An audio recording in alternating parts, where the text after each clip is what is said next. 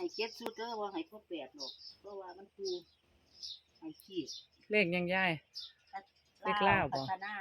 โอ้ยเลขเด่นมาบุญมาลางเลยเนาะยายเนาะน่าเสียดายเนาะงวดวันที่7เนาะ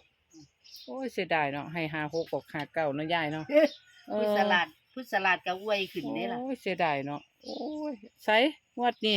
อะโชว์ ที่ เบิ่ ดาง ว กั ก็ นน่ะ ซื้อ5 6ตัวเดียวเฮ้ย ยกขึ้นเบิ่งกันน่ะยาย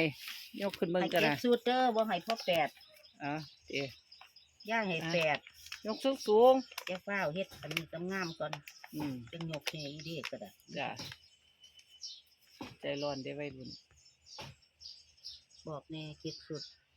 7ชุดแคปเลย 3ตัวบอกกันนำโอ้79 89 89โอ้มักน้ำยายอยู่ติดเก้ามากับยายอยู่3ตัวก็มีนะคะ เด่น9และ2นะคะคุณยายให้